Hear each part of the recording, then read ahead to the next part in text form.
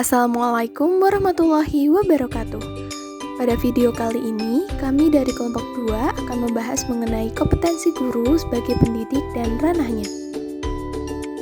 Berikut anggota kelompok 2, yang pertama ada Nur Intifada dengan NIM akhir 140, selanjutnya ada saya sendiri Alfiani Damayanti dengan NIM akhir 148. Selanjutnya ada Elastika Amalia Putri dengan NIM akhir 156, dan yang terakhir ada Nindya Kusuma Ningtyas dengan NIM akhir 159.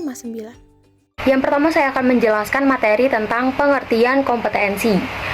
Kata kompetensi berasal dari bahasa Inggris, yaitu kompetensi, yang berarti kecakapan atau kemampuan. Menurut Mundandar, ada dua faktor yang mempengaruhi terbentuknya kompetensi, yakni faktor bawaan seperti bakat dan faktor latihan seperti hasil belajar. Menurut Spencer, dikutip oleh Hamzah B. Yuno, kompetensi sebagai penampilan kinerja atau situasi. Pengertian Spencer ini lebih menekan pada wujud dari kompetensi. Kompetensi tersebut sebagai daya untuk melakukan sesuatu yang mewujud dalam bentuk unjuk kerja atau hasil kerja. Kemampuan seseorang ada juga turut dibentuk oleh faktor pengetahuan seperti yang dikatakan oleh Hamzah B. Yuno bahwa kompetensi mengacu pada kemampuan melaksanakan sesuatu yang diperoleh melalui pendidikan. Dari pendapat tersebut, dapat dipahami bahwa kompetensi adalah merujuk pada kinerja seseorang dalam suatu pekerjaan yang bisa dilihat dari pikiran, sikap, perilakunya, dan bisa diperoleh dari pendidikan. Dalam hal ini, kompetensi lebih dititik beratkan pada tugas guru dalam mengajar. Kompetensi merupakan satu kesatuan yang utuh yang menggambarkan potensi, pengetahuan, pemahaman, keterampilan, minat, dan sikap yang dinilai yang terkait dengan profesi tertentu berkenaan dengan bagian-bagian yang dapat diaktualisasikan dan diwujudkan dalam bentuk tindakan atau kinerja untuk menjalankan profesi tertentu. Kompetensi guru. Secara umum, guru harus memenuhi dua kategori, yaitu memiliki capability dan loyalty. Kedua kategori capability dan loyalty tersebut terkandung dalam macam-macam kompetensi guru. Dalam Undang-Undang Nomor 14 Tahun 2005 tentang guru dan dosen pasal 10 dikemukakan bahwa kompetensi guru ini mencakup kompetensi pedagogis, kompetensi profesional, kompetensi kepribadian, dan kompetensi sosial. Next. Macam-macam kompetensi. Yang pertama ada kompetensi pedagogis, yang kedua kompetensi profesional, yang ketiga kompetensi sosial, dan yang keempat kompetensi kepribadian. Yang pertama yaitu kompetensi pedagogis. Secara etimologis, kata pedagogi berasal dari bahasa Yunani, yaitu paedos dan agagos. Paedos artinya anak dan agage yang berarti mengantar atau membimbing. Karena itu, pedagogi berarti membimbing anak. Membimbing dalam artian memberikan moral, pengetahuan, serta keterampilan pada siswa. Dalam kaitannya dengan pembelajaran di kelas, kompetensi pedagogis ini merupakan bekal bagi seorang guru dalam memasuki dunia pendidikan yang sekaligus dalam prakteknya berhubungan erat dengan siswa. Siswa merupakan individu yang belum matang secara fisik dan mental, maka perlu adanya bimbingan dari orang dewasa dalam mempelajari berbagai hal, baik dalam lingkungan sosial, spiritual, dan lain-lain.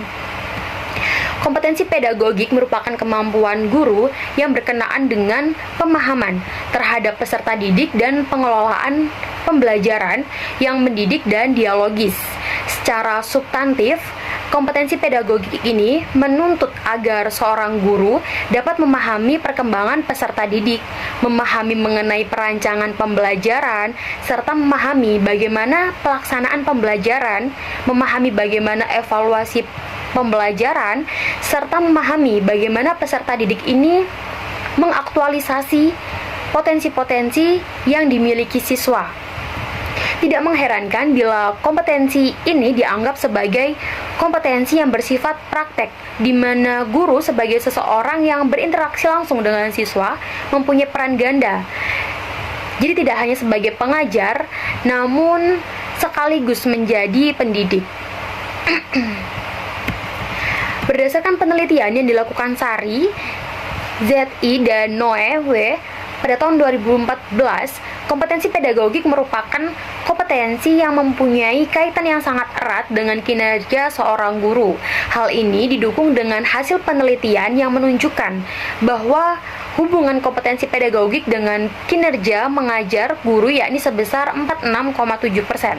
Hal ini berarti bahwa semakin tinggi kompetensi pedagogik guru, maka semakin tinggi pula kinerja guru dalam mengajar. Menurut Mutia, DKK, di antara keempat kompetensi tersebut, terdapat satu kompetensi yang membedakan guru dengan bidang profesi lainnya, yakni kompetensi pedagogik. Seorang guru harus memiliki kompetensi pedagogik, di mana seorang guru memiliki kemampuan dalam melaksanakan pembelajaran, baik dalam mengelola, melaksanakan pembelajaran, dan melakukan evaluasi pembelajaran. Kompetensi pedagogik ini menurut seorang guru dalam memahami berbagai aspek dalam diri siswa yang berhubungan dengan pembelajaran.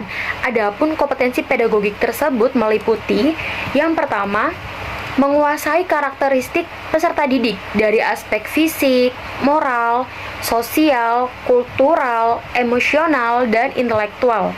Yang kedua, menguasai teori belajar dan prinsip-prinsip pembelajaran yang mendidik. Ketiga, mengembangkan kurikulum yang terkait dengan mata pelajaran atau bidang pengembangan yang diampu. Yang keempat, menyelenggarakan pembelajaran yang mendidik. Kelima, memanfaatkan teknologi informasi dan komunikasi untuk kepentingan pembelajaran. Yang keenam, memfasilitasi pengembangan potensi peserta didik untuk mengaktualisasi berbagai potensi yang dimiliki. Yang ketujuh, berkomunikasi secara efektif, empati, dan santun dengan peserta didik. Yang kedelapan, menyelenggarakan penilaian dan evaluasi untuk kepentingan pembelajaran. Lalu yang terakhir, melakukan tindakan reflektif untuk meningkatkan kualitas pembelajaran. Menguatkan pemaparan di atas, Permendiknas nomor 16 tahun 2007 tentang standar pendidik dan kependidikan memaparkan bahwa kompetensi pedagogik merupakan kemampuan guru dalam pengelolaan pembelajaran siswa yang sekurang-kurangnya meliputi hal-hal sebagai berikut.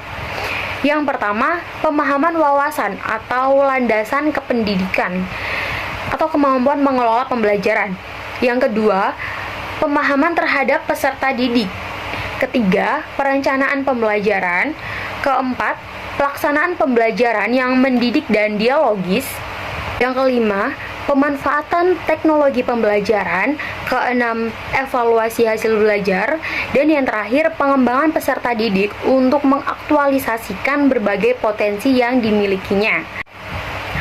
Berdasarkan beberapa pendapat ahli di atas, dapat disimpulkan bahwa kompetensi pedagogik merupakan kompetensi yang harus dikuasai oleh guru dalam menjalankan tugasnya. Kompetensi ini merupakan kompetensi yang membedakan guru dengan profesi lainnya. Maka dari itu, seorang guru mutlak menguasai kompetensi pedagogik. Begitu penting eksistensi kompetensi pedagogik bagi seorang guru, hingga kualitas dari seorang guru dapat diukur sejauh mana penguasaan kompetensi tersebut. Maka dari itu, seorang guru haruslah terus mengembangkan kompetensi yang ada pada dirinya. Pengembangan kompetensi menurut Asmarani pada tahun 2014 dapat dilakukan dengan cara berikut, yaitu yang pertama, rajin membaca buku-buku pendidikan. Tidak dapat disangkal bahwa buku adalah gudangnya ilmu sekaligus melalui jendela dunia. Dengan membaca, seseorang dapat mengerti dan memahami suatu materi maupun permasalahan. Guru sebagai seorang yang selalu berinteraksi dengan siswa, yang selalu berkembang seyurkianya terus mengembangkan pengetahuan, maka hal ini sangatlah penting karena dengan membaca, guru dapat mengerti permasalahan yang terjadi pada siswa serta mengetahui bagaimana pemecahannya. Lalu yang kedua yaitu membaca dan menulis karya ilmiah. Membaca dan menulis karya ilmiah merupakan kegiatan yang perlu dilakukan oleh seorang guru, di mana dengan membaca dan menulis karya ilmiah akan dapat memperluas dan memperdalam pengetahuan guru akan suatu bidang permasalahan yang dihadapinya. Lalu yang ketiga yaitu mengikuti berita aktual dari media pemberitaan. Update terhadap perkembangan masa kini merupakan suatu tuntutan yang tidak bisa diabaikan. Perkembangan zaman yang semakin modern akan melahirkan permasalahan serta solusi yang baru. Sebagai seorang guru yang baik, haruslah dapat mengikuti apa yang terjadi pada lingkungan sekitar maupun masyarakat global agar dapat mengikuti perkembangan siswa dengan baik. Lalu yang terakhir yaitu mengikuti pelatihan. Salah satu cara dalam mengupgrade pengetahuan dan keterampilan adalah dengan mengikuti pelatihan. Pelatihan biasanya diselenggarakan oleh lembaga yang profesional atau instansi terkait yang ditunjuk oleh pemerintah dalam mensosialisasikan suatu kebijakan. Dengan mengikuti pelatihan ini, guru dapat menambah keterampilan dalam hubungannya dengan tugas yang sedang diemban. Pelatihan mengenai model pembelajaran atau sosialisasi kurikulum dapat juga diselenggarakan oleh intern sekolah, kepala sekolah maupun pengawas menjadi pemateri bagi guru-guru. Itulah beberapa cara dalam meningkatkan kompetensi pedagogik yang dapat dilakukan oleh guru. Namun demikian, kegiatan tersebut di atas haruslah dilakukan secara berkelanjutan. Updating terhadap sesuatu yang baru haruslah selalu dilakukan guru demi menjaga kualitas dalam menjalankan kewajiban. Baik, mungkin itu saja yang dapat saya sampaikan. Baik, di sini saya akan menjelaskan mengenai kompetensi profesional.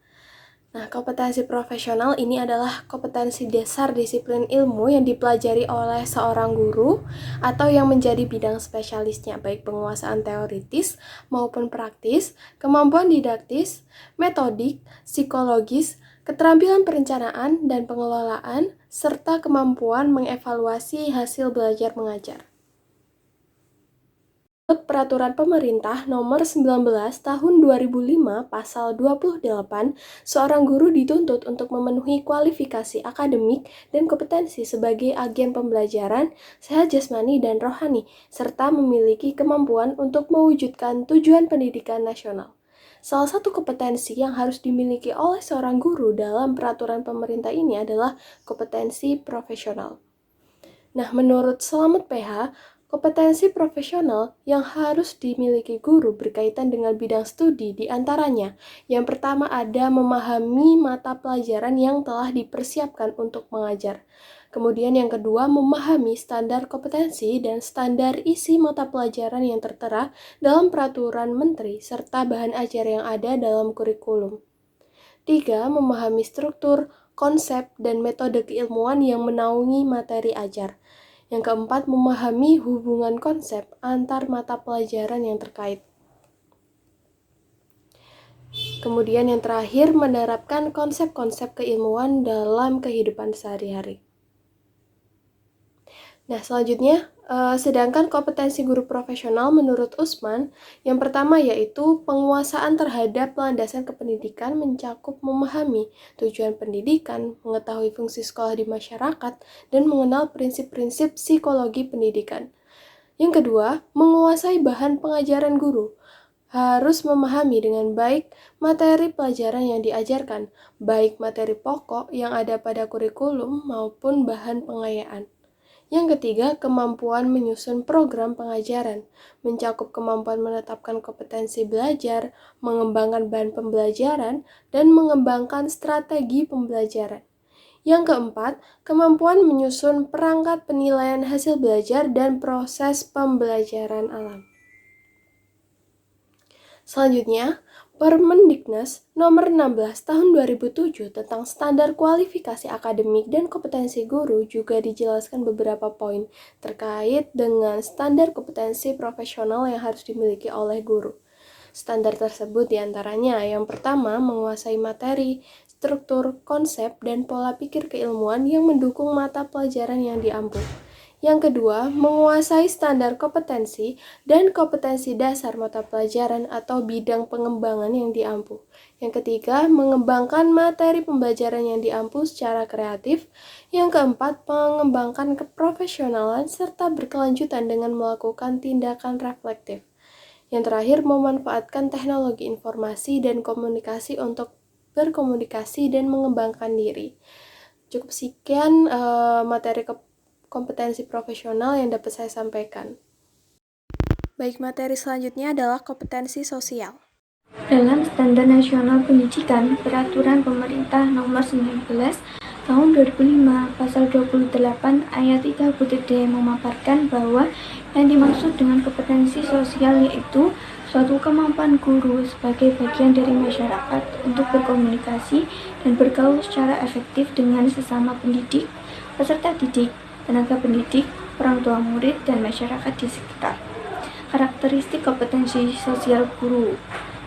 Nah, karakteristik kompetensi sosial yang harus dimiliki adalah sebagai berikut. Yang pertama, yaitu beradaptasi dengan lingkungan.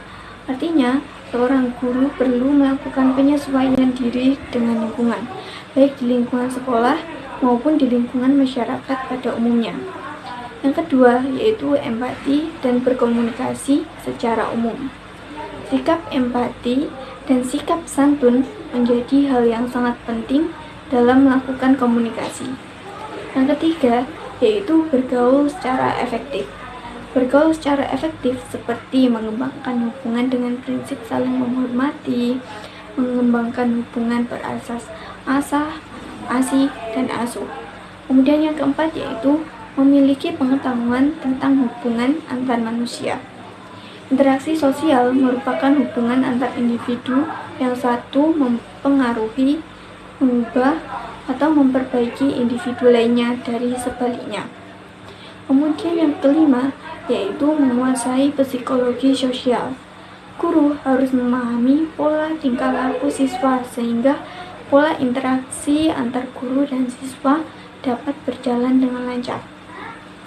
Kemudian yang keenam, yaitu keterampilan bekerja sama dalam kelompok. Guru dituntut untuk memiliki keterampilan bekerja sama dalam kelompok, sehingga guru dapat mengembangkan keterampilannya dalam pembelajaran.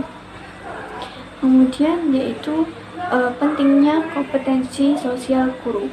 Kompetensi sosial guru memiliki peran sangat penting dalam usaha mencapai keberhasilan pembelajaran. Dengan memiliki kompetensi sosial dapat membantu guru dalam berinteraksi dengan siswa saat pembelajaran di kelas maupun saat di luar pembelajaran untuk menambah keakraban dan kedekatan dengan siswa.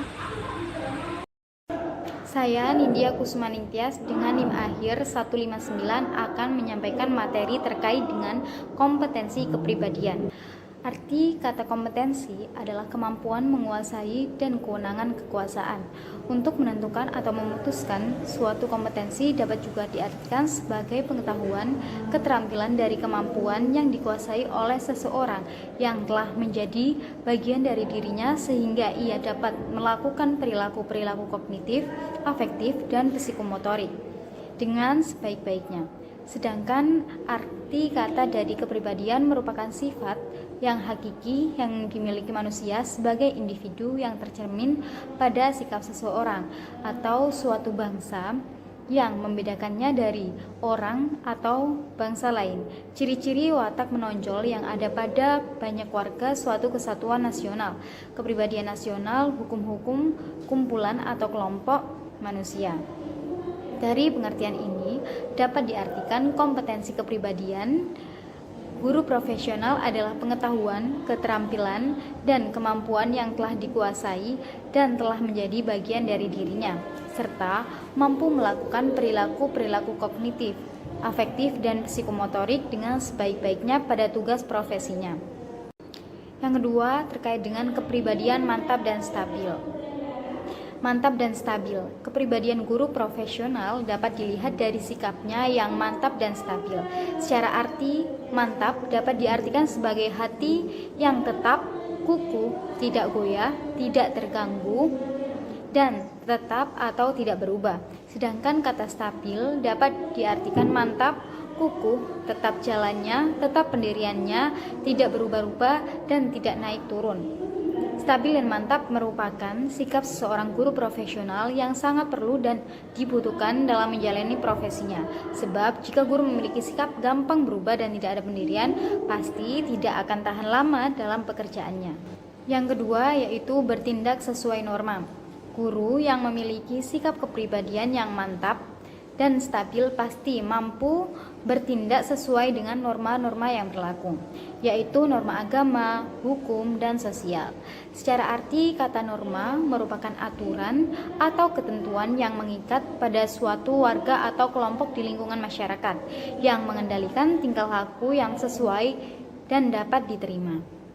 Selanjutnya yaitu kepribadian yang dewasa. Yang pertama, sikap kedewasaan.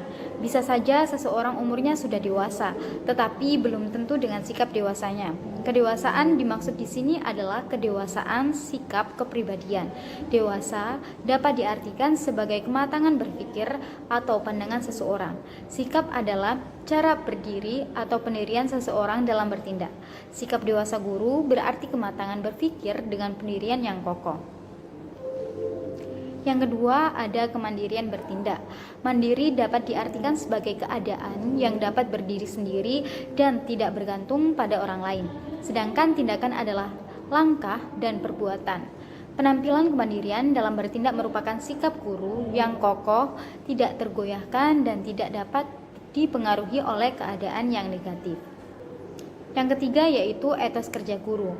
Guru profesional yang berkepribadian dewasa mesti memiliki etos kerja yang baik dalam tugas profesinya. Secara arti, kata etos berasal dari bahasa Yunani, yaitu ethos. Artinya watak atau karakter. Tidak jauh berbeda dengan pengertian ini dalam Kamus Besar Bahasa Indonesia. Etos adalah karakteristik, sikap, kebiasaan, dan kepercayaan yang bersifat khusus tentang individu atau kelompok manusia. Sedangkan etos kerja merupakan ciri-ciri atau sikap, sifat, kepribadian, dan pandangan seseorang yang bersifat normatif dalam menghargai pekerjaan sebagai bagian dari hidupnya untuk meningkatkan kehidupannya. Selanjutnya yaitu kepribadian arif dan bijaksana.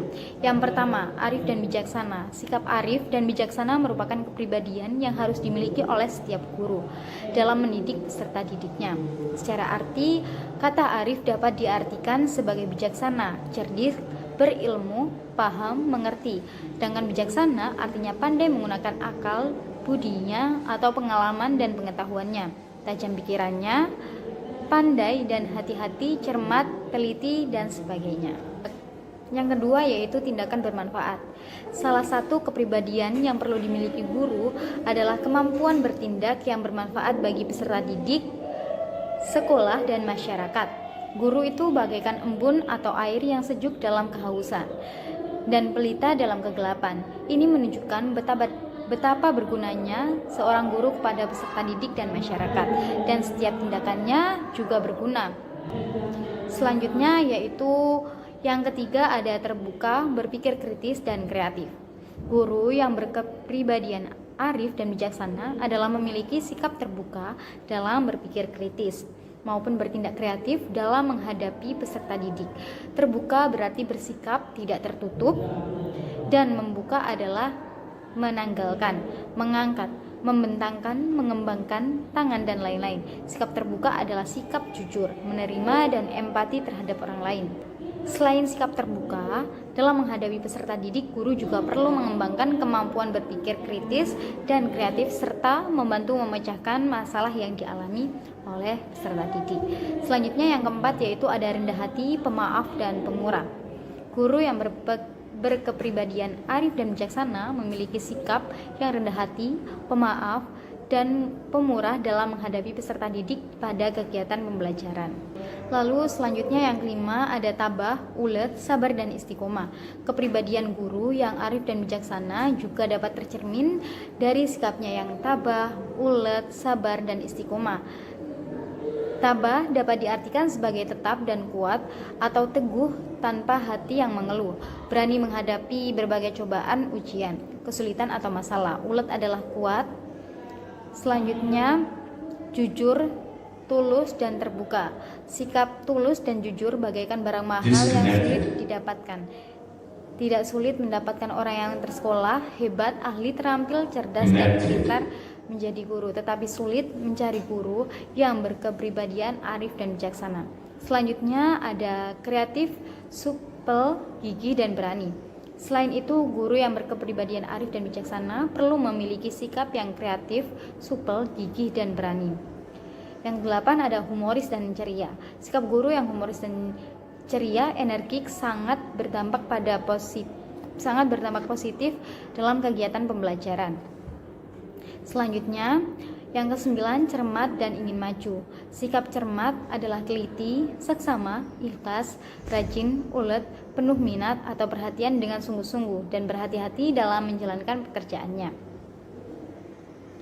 Lalu, ingin maju itu artinya tidak mau tertinggal dan selalu menginginkan untuk berupaya agar hidup hari ini lebih baik dari kemarin. Selanjutnya yang 10 yaitu disiplin, mengasihi, dan adil. Disiplin dapat diartikan sebagai ketaatan, kepatuhan, dan peraturan. Adil berarti tidak berat sebelah. Adil juga merupakan perasaan taat dan patuh terhadap nilai-nilai yang bisa dipercaya. Selanjutnya ada berwibawa dan santun. Yang pertama, wibawa dan sikap santun. Menjadi guru itu indah dan mendidik itu mulia. Indah dan mulia adalah wibawa guru, dan wibawa guru dalam membimbing peserta didik pada kegiatan pembelajaran merupakan pembawaannya yang dapat menguasai dan mempengaruhi orang lain untuk menghormati melalui sikapnya yang mengandung kepemimpinan dan penuh daya tarik. Selanjutnya, yang kedua yaitu pengaruh positif perilaku guru. Perilaku guru berpengaruh positif kepada peserta didik. Dalam Undang-Undang Nomor 14 Tahun 2005 tentang guru dan dosen dikemukakan, kompetensi kepribadian adalah kemampuan kepribadian yang mantap, berakhlak mulia, arif, dan berwibawa, serta menjadi teladan peserta didik. Yang ketiga, perilaku yang disegani. Sikap segan peserta didik merupakan rasa hormat dan takut secara positif, sopan, santun kepada gurunya. Sikap segan ini disebabkan perilaku guru yang baik dan disegani. Biasanya jika guru menunjukkan sikap hormat kepada peserta didiknya, maka mereka juga akan lebih hormat kepada gurunya. Selanjutnya ada berakhlak mulia. Yang pertama, akhlak mulia. Akhlak dapat diartikan sebagai budi pekerti, sikap, adab, sopan santun, dan kelakuan. Mulia berarti tinggi, luhur, tinggi martabat, terhormat, atau baik budi. Yang kedua yaitu menjadi teladan. Seperti halnya dalam mengajar, bahannya adalah materi pelajaran dan berbagai fasilitas lain. Sedangkan bahan guru untuk mendidik adalah keteladanan sikap dan karakter dari kehidupan guru itu sendiri. Yang ketiga ada kepribadian sesuai norma. Norma dapat diartikan sebagai aturan atau ketentuan yang mengikat warga sekelompok dalam masyarakat, dipakai sebagai panduan, tatanan, dan pengendali tingkah laku yang sesuai dan diterima. Guru yang bersungguh-sungguh dan jujur dalam tugasnya adalah guru yang taat, tunduk, dan takut kepada Tuhan. Oleh karena itu, diharapkan setiap guru memiliki sikap rasa takut akan Tuhan dan bertindak sesuai dengan norma religius dan nilai-nilai yang ada dalam masyarakat. Yang keempat, sikap soleh. Sikap soleh atau alim merupakan bagian dari akhlak mulia guru. Yang kelima, ada sikap jujur, ikhlas.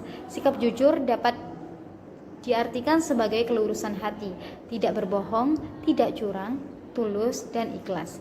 Tulus ikhlas berarti menjalankan pekerjaannya dengan penuh kerelaan dan pengorbanan tanpa pamrih. Cukup sekian yang dapat saya sampaikan. Terima kasih. Di sini saya akan menjelaskan terkait pentingnya kompetensi guru. Jadi guru itu harus memiliki kompetensi karena guru yang berkualitas atau berkompeten akan menghasilkan peserta didik yang berkualitas. Nah, peranan guru yang sesuai dengan standar pendidikan akan menghasilkan pendidikan yang bermutu. Tidak adanya kompetensi guru akan memudarkan keterampilan maupun sikap profesional dalam menjalankan tugasnya sebagai guru. Sekian pemaparan materi dari kami, kelompok 2. Terima kasih sudah menonton. Wassalamualaikum warahmatullahi wabarakatuh.